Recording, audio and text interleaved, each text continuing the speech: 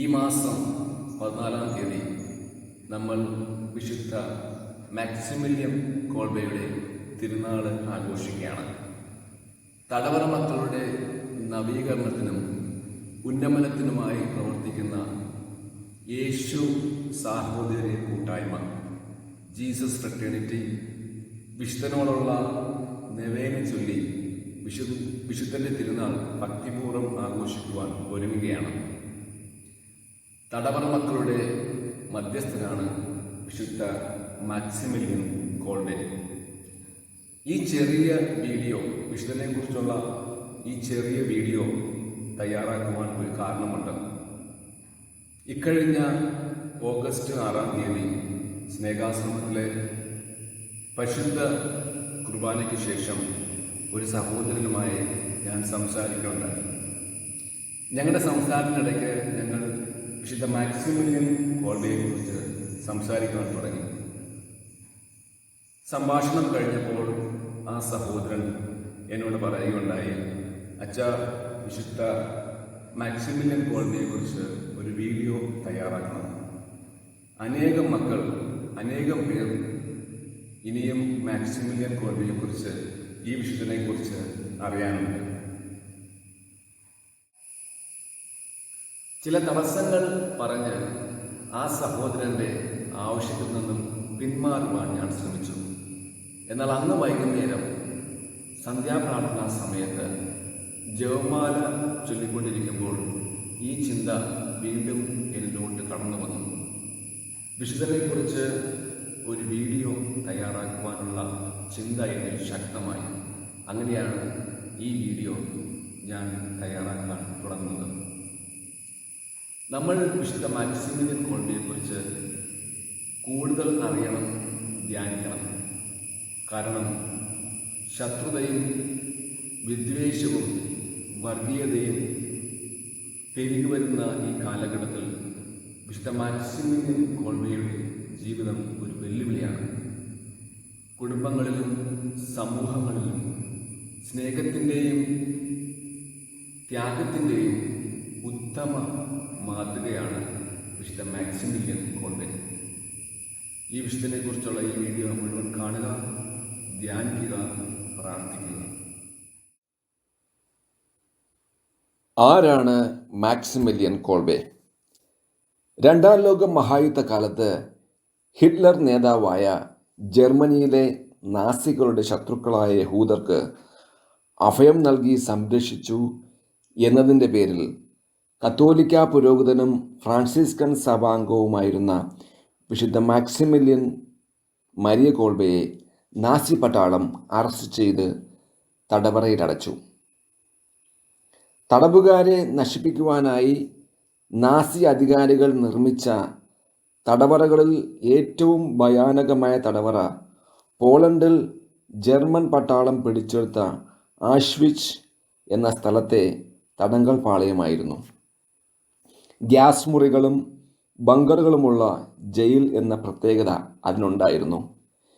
ബങ്കറിന് ജനാലകളില്ലായിരുന്നു. ബങ്കറിൽ അടയ്ക്കപ്പെടുന്ന തടവുകാരെ ഭക്ഷണപാനീയങ്ങൾ കൊടുക്കാതെ മരിക്കുവാൻ വിട്ടിരുന്നു. മാക്സിമിലിയൻ കോൾബയെ ആഷ്വിച്ചിലെ തടങ്കൽ പാളയത്തിലേക്ക് മാറ്റി. അങ്ങനെയിരിക്കെ ആഷ്വിച്ച് തടവറയിലെ ബ്ലോക്ക് 14-ലെ ഒരു തടവ് പുള്ളി ജയിൽ ചാടി. ഒളിച്ചോടിയവനെ പിടികൂടാൻ ഗാർഡുകൾ പുറപ്പെട്ടു. 7 നേരത്തെ തിരച്ചിലിന് ശേഷം ഒളിച്ചോടിയ വ്യക്തിയെ പിടികൂടാൻ പറ്റാതെ ഗാർഡുകൾ തിരിച്ചെത്തി. ഗോപാകുലനായ ജയിൽ സൂപ്രണ്ട് ഒരു ഉത്തരവിട്ടു. ഒളിച്ചോടിയ ആ തടവുകാരന് പകരം അയാളോടുകൂടെ തടവിലുണ്ടായിരുന്ന 10 പേരെ ബങ്കറിലേക്ക് തള്ളിവിടണം. അവർ അവിടെ പട്ടിണി കിടന്ന് മരിക്കണം. ജയിൽ സൂപ്രണ്ട് 14-ാം ബ്ലോക്കിൽ ഉള്ളവരെ മാറ്റി നിർത്തി മറ്റുള്ളവരെ അവരവരുടെ ബ്ലോക്കിലേക്ക് പറഞ്ഞയച്ചു. 14-ാം ബ്ലോക്കിലെ എല്ലാവരും ഭയത്താൽ വിറയ്ക്കാൻ തുടങ്ങി. ആരാകും ഇതിന് വില കൊടുക്കുക? ആരൊക്കെയാകും ബങ്കറിലേക്ക് തള്ളിയിടുക? അടുത്ത പ്രഭാതത്തിൽ 14-ാം ബ്ലോക്കിൽ നിന്നും 10 പേരെ ബങ്കറിൽ കിടന്ന് മരിക്കുവാൻ ജയിൽ സൂപ്രണ്ട് തിരഞ്ഞെടുത്തു. ഈ തിരഞ്ഞെടുപ്പിൽ സർജന്റ് ഫ്രാൻസിസ് ഉണ്ടായിരുന്നു.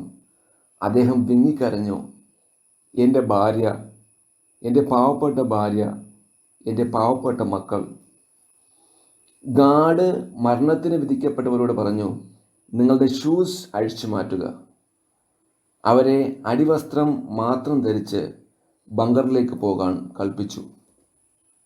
എന്നാൽ പെട്ടെന്ന് 16,670 എന്ന നമ്പർ ധരിച്ച ഒരു തടവുകാരൻ മുന്നോട്ട് വന്ന് സൂപ്രണ്ടിനോട് പറഞ്ഞു, ഇവരിൽ ഒരാൾക്ക് വേണ്ടി മരിക്കാൻ ഞാൻ സന്നദ്ധനാണ്. സൂപ്രണ്ട് ആ തടവുകാരനെ സൂക്ഷിച്ചു നോക്കി. എന്നിട്ട് ചോദിച്ചു, എന്തിന്?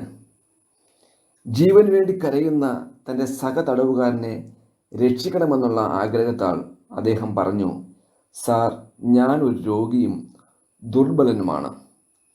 നാസി നിയമപ്രകാരം രോഗികളെയും ദുർബലരെയും എത്രയും വേഗം ഇല്ലാതാക്കണം, നശിപ്പിക്കണം എന്നതാണ്. ജയിൽ സൂപ്രണ്ട് ആ തടവുകാരനോട് ചോദിച്ചു, നീ ആരാണ്? ഒരു കത്തോലിക്ക പുരോഹിതൻ. സൂപ്രണ്ട് വീണ്ടും ചോദിച്ചു, ആർക്ക് വേണ്ടി മരിക്കണം? ഭാര്യയും മക്കളും ഉള്ളവന് വേണ്ടി. അദ്ദേഹം സർജന്റ് ഫ്രാൻസിസിൻ്റെ നേരെ കൈ ചൂണ്ടി. ജയിൽ സൂപ്രണ്ട് സമ്മതിച്ചു. സർജന്റ് ഫ്രാൻസിസിന് പകരം ഇയാളെ കൊല്ലുവാൻ തീരുമാനിച്ചു. തനിക്ക് ഒരു പരിചയം പോലുമില്ലാത്ത ഒരാളെ രക്ഷിക്കുവാൻ സ്വജീവൻ മറ്റൊരു മനുഷ്യന് വേണ്ടി ത്യജിക്കുവാൻ തയ്യാറായ ഈ മനുഷ്യൻ ആരാണ്? ആ പുണ്യ വ്യക്തിത്വമാണ് വിശുദ്ധ മാക്സിമിലിയൻ കോൾബെ. മാക്സിമിലിയൻ കോൾബെയെയും മറ്റ് 9 പേരെയും ബങ്കറിൽ അടച്ചു. തുടർന്നുള്ള ദിവസങ്ങളിലെ സംഭവങ്ങൾ പിന്നീട് ബ്രൂണോ ബോർഗോവിക് എന്നയാൾ സാക്ഷ്യപ്പെടുത്തി. ബങ്കറിൽ മരിക്കുന്നവരുടെ ശവശരീരങ്ങളെ ദഹിപ്പിക്കുന്നിടത്തേക്ക് മാറ്റുന്ന ജോലിക്കാരനായിരുന്നു ബ്രൂണോ ബോർഗോവിക്. ബ്രൂണോ ഇങ്ങനെ സാക്ഷ്യപ്പെടുത്തി, ബങ്കറിൽ പ്രവേശിച്ച ഉടനെ കോൾബെ പുണ്യവാളൻ മുട്ടുകുത്തി പ്രാർത്ഥിക്കുവാൻ തുടങ്ങി. മറ്റു തടവുകാരെയും ഇത് സ്വാധീനിച്ചു. അവരും കോൾബയോടൊപ്പം പ്രാർത്ഥിക്കുവാൻ തുടങ്ങി.